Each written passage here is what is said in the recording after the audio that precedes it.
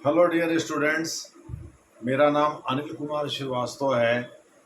मैं ऑप्शनल में पीएसआईआर और जीएस में रिलेटेड सभी topics plus social justice, internal security आदि आदि से मतलब इंडियन इकोनॉमी भी मैं पढ़ाता हूँ। कोई नया नहीं पढ़ा रहा हूँ, वो पहले से पढ़ाया हुआ हूँ।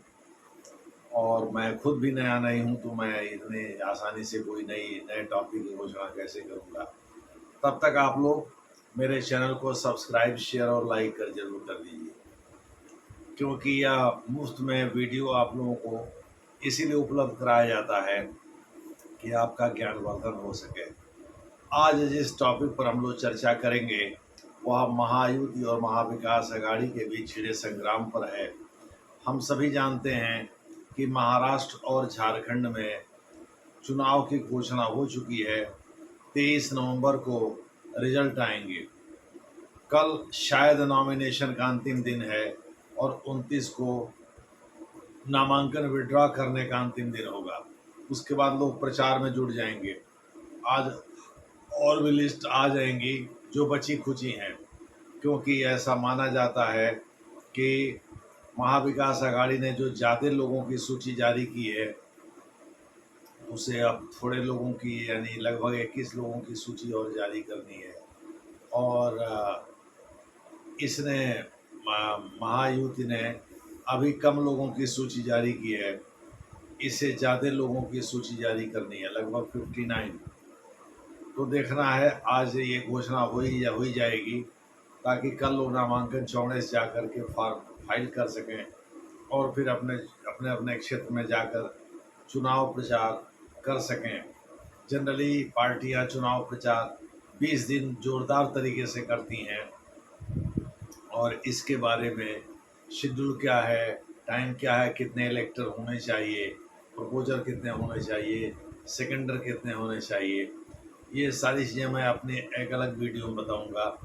बहरहाल आज जो चर्चा हम लोग करने जा रहे हैं वो महाविकास महाअघाड़ी के सामने जो प्रॉस्पेक्ट्स यानी जो उनके जीतने की संभावना है और जो चैलेंजेज हैं, जो चुनौतियां हैं, उन पर हम लोग चर्चा करेंगे।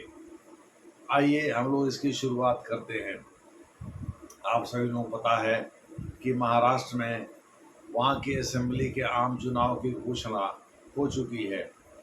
ज़्यादातर सीटों पर 20 नवंबर को मतदान होंगे, जबकि झारखंड में 2 फेज में मतदान होगा, 13 और 20 को, दोनों को। इसी में उपचुनावों की घोषणा भी कर दी गई है, जैसे उत्तर प्रदेश में ज़्यादातर उपचुनावों के की तिथियों की घोषणा कर दी गई है। 13 नवंबर उसके लिए भी डेट रखा गया है। हालांकि अलग अलग जगहों पर 47 विधानसभाओं के उपचुनाव होने हैं। उनमें से एक मिल्कीपुर को छोड़ दिया गया है। लोकसभा के भी 2 जगहों के उपचुनाव होंगे।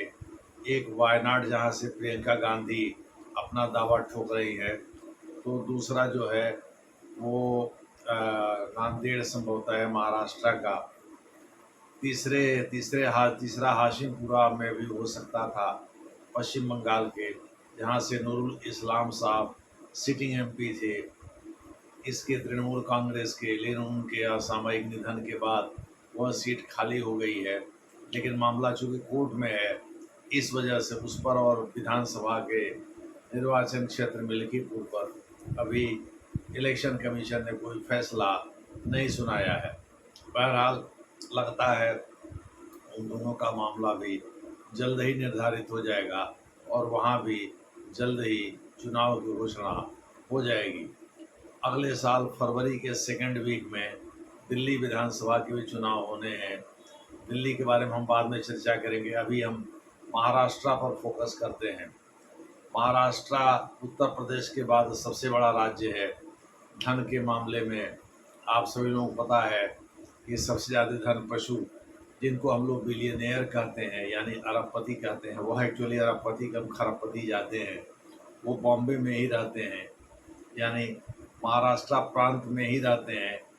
और उनमें से महाराष्ट्र में उनका कंसंट्रेशन बॉम्बे में ही है। चूँकि ये ज़्यादातर लोग कारोबारी या उद्योगपति हैं, इस वजह से ये वहीं कंसंट्रेट करते हैं।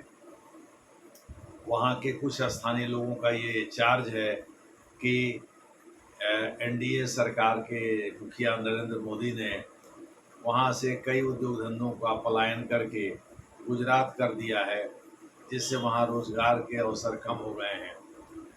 महायुति और महाविकास अघाड़ी पूरा नाम है। इन दोनों के कोलिशन घटक जो हैं, महायुति के 3 हैं, जैसे शिवसेना शिंदे गुट, बीजेपी और अजित पवार जो एनसीपी के गुट से ही हैं, ये 3 हैं। जबकि उधर उद्धव ठाकरे हैं, यानी महाविकास अघाड़ी में उद्धव ठाकरे हैं, नाना पटोले नेतृत्व कर रहे हैं कांग्रेस का, और शरद पवार एनसीपी के, जिन्होंने मुख्य रूप से एनसीपी का गठन किया था। दोनों के सामने एक तो कॉमन चैलेंज है कि कैसे अपने अलायंस पार्टनर को खुश रखा जाए, और दूसरा जो चैलेंज है, लोगों को कैसे जैसे सत्तारूढ़ जो दल है एनडीए का, उसके सामने चैलेंज ये है लोगों को समझाना कि भाई ऐसा है, उसने जो अभी तक किया है उसने लोगों के हित में ही किया है, उसका अपना कोई हित नहीं रहा है। यानी अगर शिवसेना गुट से अलग हो करके और एनसीपी से अलग हो करके उसने जो चुनाव चिन्ह लेकर के पार्टी बनाई है, तो भी ये लोगों के फेवर में ही है। अभी कल कहा जा रहा है कि एनसीपी प्रमुख शरद पवार, ओल्ड एनसीपी के प्रमुख शरद पवार की याचिका पर, यानी उनके पार्टी की याचिका पर, जयंत पाटिल ने संभवतः याचिका दाखिल किया था सुप्रीम कोर्ट में। सुप्रीम कोर्ट ने चुनाव चिन्ह यानी सिंबल आवंटन संबंधी उनकी अपील को तो खारिज कर दिया। वो चाहते थे कि शरद पवार के गुट वाला जो एनसीपी है, उसका जो ओरिजिनल चुनाव चिन्ह है तुरही, वही उसको मिल जाए, लेकिन सुप्रीम कोर्ट ने इस अपील को खारिज कर दिया और ये शरद पवार को निर्वाचन आयोग ने नहीं दिया है, बल्कि अजीत पवार को दे दिया है बहुत पहले ही, जो कि इसमें एनडीए घटक दल के हिस्सा है। मोटे तौर पर हम ये कह सकते हैं कि अजीत पवार अपने चाचा शरद पवार से बगावत करके और एनडीए घटक दल के हिस्सा बने हैं। और देखना ये है कि विधान सभा में, लोकसभा में तो एनडीए को नुकसान हुआ था महाराष्ट्र में काफ़ी, यानी लगभग 31 सीट एक निर्दल के शामिल हो जाने के बाद 31 सीटें आ गई थी महाविकास अघाड़ी के खाते में। 19 सीटों से ही, यानी 31 नहीं 18 17 सॉरी 31 17 18 17 सीटों से ही महायुद्ध को संतोष करना पड़ा था। उसमें भी सबसे बड़ा घटक दल शिवसेना शिंदे गुट का ही था। बीजेपी की मजबूरी थी कि मराठा चेहरा के रूप में शिंदे को शामिल करे, और बावजूद इसके बहुमत था उसके पास, और अजीत पवार के ऊपर भ्रष्टाचार के आरोप भी थे, लेकिन फिर भी अजीत पवार भी मराठा ही हैं।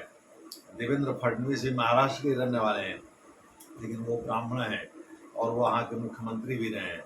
इसलिए बीजेपी इस रेनबो को संतुलित करना चाहती थी, जिससे उसने शिंदे को और अजीत पवार को लिया। वो सत्ता में रहना भी चाहती थी, चूँकि उसके पहले उद्धव ठाकरे खुद वहाँ के सीएम थे, और उद्धव ठाकरे के गुट को ये खतरा है कि शिवसेना जो बाला साहब ठाकरे ने बनाई थी 60 के दशक में, वह शिवसेना हिंदू वोटों के सहारे जो थी, कहीं ऐसा न हो बीजेपी उसमें सेंध लगा दे। तो अब कमरे के भीतर क्या बात हुई, 2.5 साल सीएम पद की बात हुई थी कि नहीं हुई थी? अगर ऐसा रहता तो कैसे देवेंद्र फडणवीस को उप मुख्यमंत्री बना देती बीजेपी? ऐसा लगता है शिवसेना बीजेपी से अलग होना चाहती थी, तो शिवसेना ने एक शगुफा छोड़ दिया कि भाई ऐसा है, ये 2.5 साल मुख्यमंत्री की बात थी, अब बीजेपी उससे पलट रही है। अमित शाह से ये बात हो गई थी। जब बाला साहब ठाकरे थे उस समय ज़्यादातर meeting Yashwantrao Chavan community centre में हुआ करता था, लेकिन या उसके सेंट्रल हॉल में हुआ करता था, लेकिन उद्धव ठाकरे जिस जिद पर अड़ गए कि अमित शाह को मिलना है तो मातोश्री आना होगा। ये कौन सा मतलब बीजेपी को झुकाने की हर कोशिश करना एक रीजनल लोकल पार्टी के रूप में। जब उन्होंने देखा कि कोई दाल नहीं गलने वाली, तब उन्होंने शरद पवार और कांग्रेस के साथ आना ही उचित समझा और तीनों ने मिल करके फिर सरकार बना ली महाराष्ट्र में। दोनों के सामने एक कॉमन चैलेंज है, असंतुष्टों को कैसे सेटिस्फाई रखा जाए और कैसे घटक दल को जोड़ कर आप दो चैलेंज कर सकते हैं, कैसे घटक दल के साथियों को जोड़कर रखा जाए, ये चैलेंज है। और प्रॉस्पेक्ट ये है कि महायुद्ध की सरकार ने, जिसने वहाँ लाडली बहन योजना के तर्ज पर एक योजना लॉन्च की है चुनाव के पहले, और उसके तहत कुछ महिलाओं को इसका लाभ भी मिल रहा है, गरीबी रेखा से नीचे जीवन यापन करने वाले महिलाओं को। तो हो सकता है इसके सहारे वो बहन, कौन बहन लक्ष्मी योजना करके उसने लॉन्च किया है, तो बहन महतारी योजना या बहन लक्ष्मी योजना, उसमें 1,500 रुपये वो दे रही है। अब कांग्रेस करे भाई, कर्नाटक मॉडल को देखिए, वहाँ हम 2,000 रुपये दे रहे हैं, तो फिर यहाँ 1,500 रुपये क्यों मिल रहा है? यानी कांग्रेस ये तो नहीं कह सकती है कि भाई ये दे ही क्यों रहे हैं, क्योंकि आजकल मुफ्त रेवड़ी के आधार पर ही चुनाव जीते जाते हैं। तो सबसे बड़ा चैलेंज भी हमने बताया, और प्रॉस्पेक्ट ये है कि ज़्यादा चांस ये है महायुति वापस आ जाए, चूँकि योगी आदित्यनाथ ने बटोगे तो कटोगे का जो नारा दिया था, वह एक नेशनल एंथेम की तरह से चारों तरफ फैल रहा है। दूसरे शब्दों में, वह अब देश का एक मिजाज है, देश के वो हिंदू वोटरों का एक मिजाज बन गया है, एक स्लोगन बन गया है, वह एक राष्ट्रगान बन गया है। ऐसी दिशा में मुझे लगता नहीं है कि आने वाले समय में महायुति को पछाड़ना इतना आसान होगा महाविकास आघाड़ी के लिए। एक तो महायुति सत्ता में है, उसके हाथ में पैसे हैं, संसाधन हैं। दूसरा, बीजेपी का काडर बहुत मजबूत है। अब रही बात सीएम पद का उम्मीदवार कौन है और कौन रहेगा भविष्य में, ये तो मुझे लग रहा है चुनाव के बाद ही निर्धारित होगा।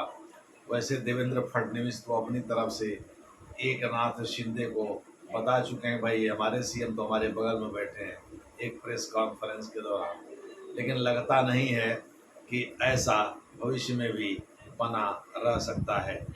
तो मुझे ऐसा लगता है महायुद्ध का पलड़ा थोड़ा सा भारी लगता है, और चैलेंजेस जहाँ तक हैं, दो प्रमुख चैलेंजेस हैं दोनों के सामने। असंतुष्टों को सेटिस्फाई कर रखना और अपने साथ जुड़े रहना, पाला बदलने से रोकना, और दूसरा एनडीए के जो घटक दल हैं उन घटक दलों को खुश रखना। तो उधर ये जिम्मेदारी शरद पवार की है और इधर ये जिम्मेदारी बीजेपी की है। तो महायुति में तो मुझे लग रहा है कि काफ़ी हद तक चीज़ें सेटल हो गई हैं, भले सीटें कम अनाउंस हुई हैं, लेकिन महाअघाड़ी में अभी भी समाजवादी पार्टी जो इंडिया अलायंस का हिस्सा है या इंडी अलायंस का हिस्सा है, वह उसमें घुसने की कोशिश कर रहा है।